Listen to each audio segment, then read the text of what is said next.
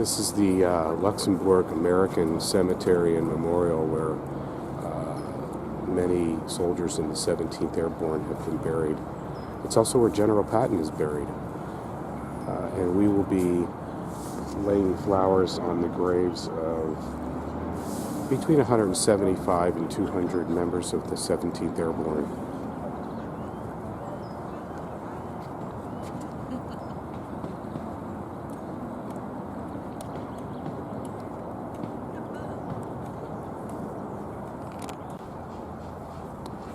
This is the monument that's been erected here. It's 1941 to 45, in proud remembrance of the achievements of her sons and in humble tribute to their sacrifices. This memorial has been erected by the United States of America. Pretty impressive.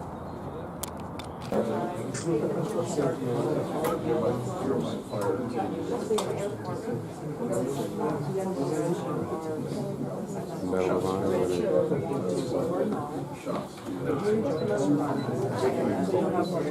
Another Medal of Honor winner.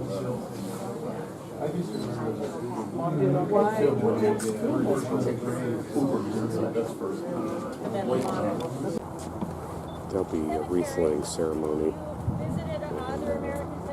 This will transport the veterans out there. The wreaths are on the back. We're at the visitor center. We had nearly 200,000 people buried in temporary cemeteries throughout Northern Europe, and we, as a government, didn't know what to do about it. Several of them wanted them to bring them all back to the United States. They were represented by a very strong lobbying group, which was, anybody guess?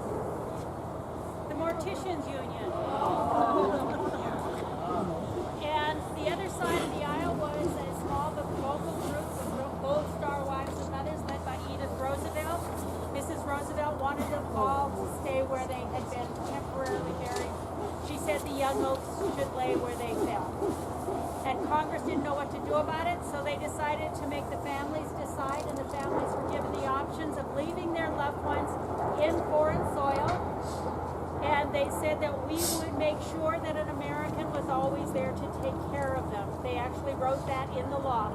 So the superintendent and assistant superintendents must be from the United States or at least American citizens. So that's why I'm here and why you can understand my language.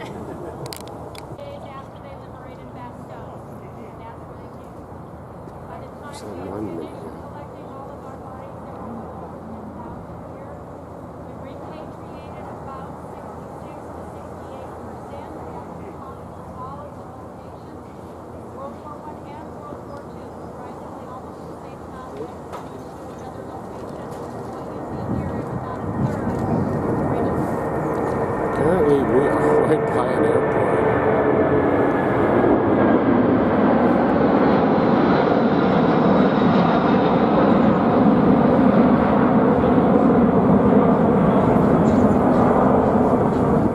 Actually, we must be right by the runway.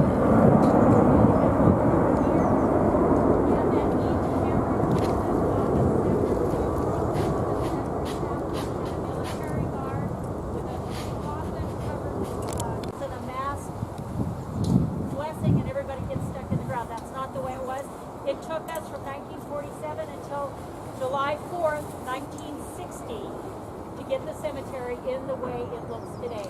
And that's the way it was for all of the American Battle Monuments Commission cemeteries. We each had different architects and different landscape designers, but you'll recognize the same standard from the ones that you've been to before and ours. The only don'ts are, don't stick your thumb to the headstones. If you drop something, please pick it up. And remember that these people allowed us. Thank you very much, and thank you for coming to the cemetery. We will, I believe, have the wreath laying in the ceremony, the main wreath laying, and Mr. Franzel will help move the rest of the wreath to the locations that you designed. After your visit, we'll have a slight ceremony for the veterans for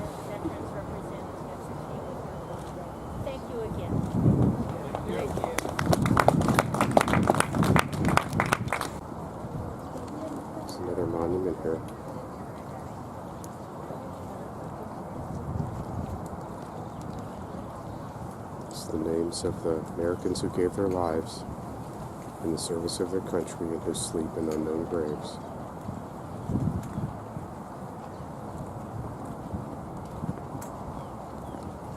Then you have all the morons that have to walk right up in front.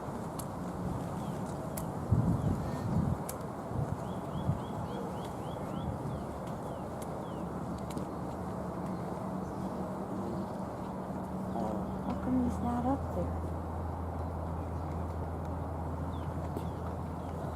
This is an unknown graves. Oh, unknown graves. Okay. Thank you.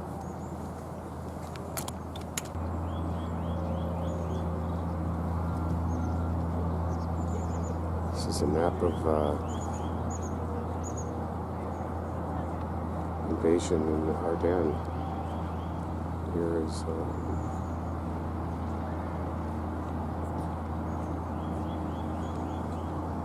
when the 17th Airborne came in.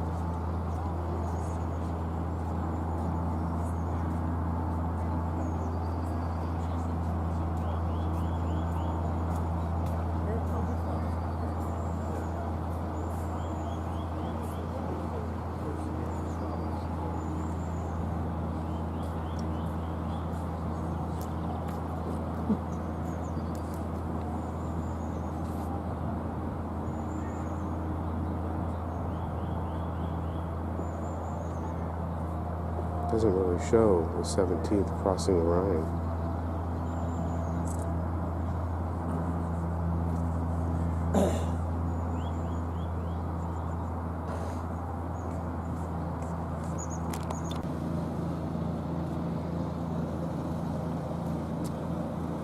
All who shall hereafter live in freedom will be here reminded that to these men and their comrades we owe a debt to be paid with grateful remembrance of their sacrifice and with the high resolve that the cause for which they died shall live eternally.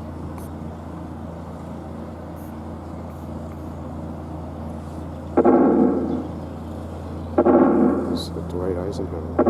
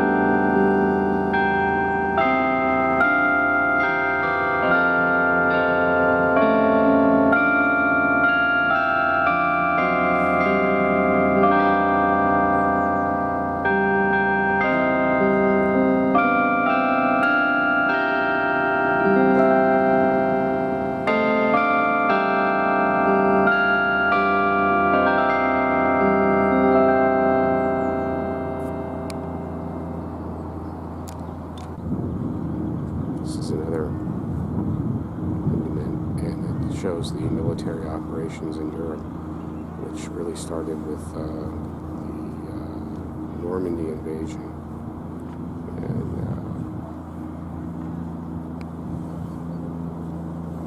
shows how the Allies moved through Europe and all the way into Germany.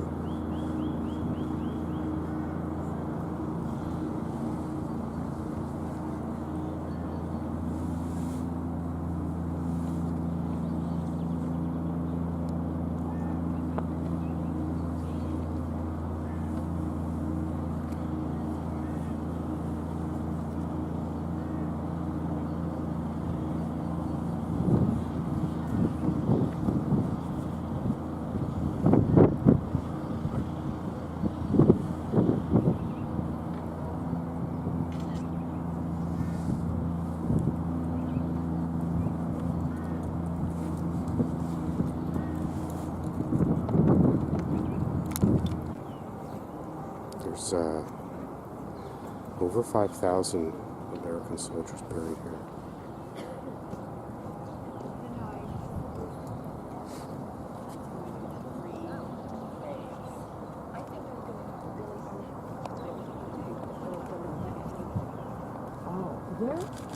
There's some by the visitor center. Yeah.